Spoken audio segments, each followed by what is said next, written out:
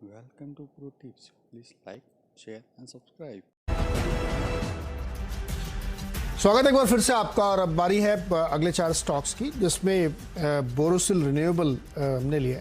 इसको भी उसी पावर वाली थीम से जोड़ के देखिए जो तमाम जानकारी निकल के आ रही है कि बहुत सारी जो रिन्यूएबल कंपनीज हैं उनमें मोमेंटम बनता हुआ दिख रहा है, क्योंकि उस तरफ से पावर परचेज हो रही है, नए एक्विजिशंस हो रहे हैं। कंज्यूमर के लिए भी थोड़ा सा दिक्कत हो सकता है, टैरिफ थोड़ी सी इंक्रीज हो सकती है, तो एक बड़ी थीम डेवलप हो रही है पावर में लगता है, तो उसको भी ध्यान में रखना चाहिए। पेट्रोनेट एलएनजी रेड में ट्रेड करेगा, उसके पीछे मैं आपको कारण बता देता हूँ।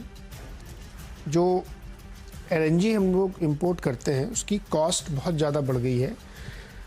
उसकी वजह से फिच रेटिंग को ऐसा लगता है कि 2022-23 में जो कंजम्पशन गैस कंजम्पशन की ग्रोथ है वो सिर्फ 5% रहेगी। पहले का अनुमान 7% का था। 7 से 5 बहुत सीवियर करेक्शन है ये, जो अनुमान के हिसाब से दिख रहा है।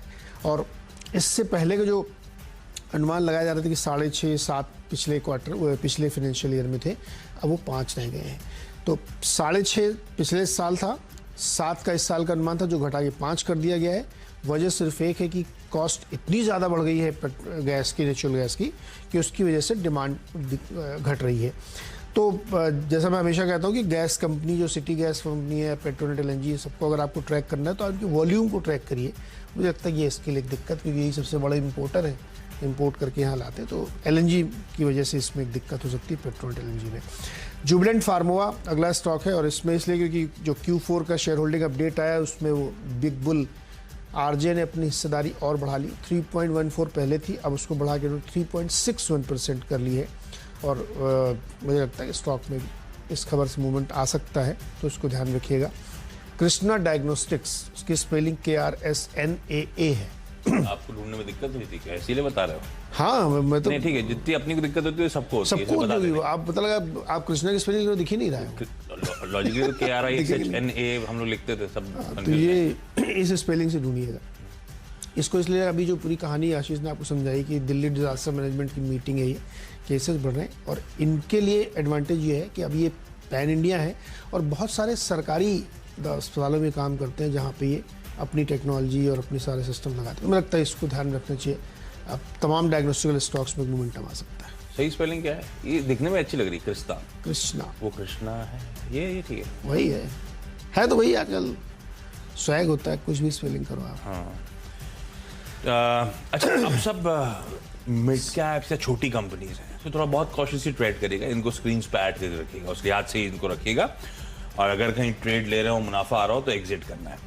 HBL पावर सिस्टम में इसको मैंने रेड में कैटेगराइज करा है, पर छोटी कंपनी है, कहीं भी घूम सकती है।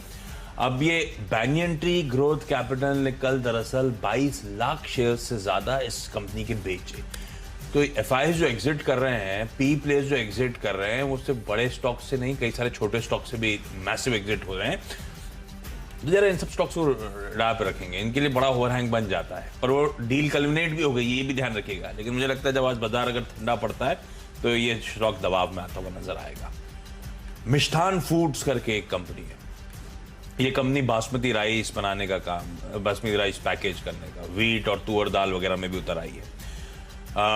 अच्छा, ये छोटी नहीं, 1300-1400 करोड़ रुपए के मार्केट कैप वाली कंपनी है। आय इसकी सॉलिड ग्रोथ दिखा रही है, तो ये नंबर्स आने के बाद इसमें कल भी रेजिलियंस था स्टॉक में, इसीलिए मेंशन कर रहा हूं। 105 करोड़ की आय बढ़कर 154 करोड़ रुपीस हो गई। प्रॉफिटेबिलिटी बहुत म्यूटेड रहती थी। इस क्वार्टर में मुनाफे का आंकड़ा 13 करोड़ के पार गया। पिछले साल इसी क्वार्टर में 31 लाख का था। अच्छा, ये ऐसा नहीं कि सिर्फ इसी क्वार्टर में एबरेशन आया है, लास्ट क्वार्टर में भी 8 करोड़ का मुनाफा रहा है। तो 8 करोड़ अब 13 करोड़, तो ये प्रॉफिटेबिलिटी पे आंकड़ों में नजर रखिएगा।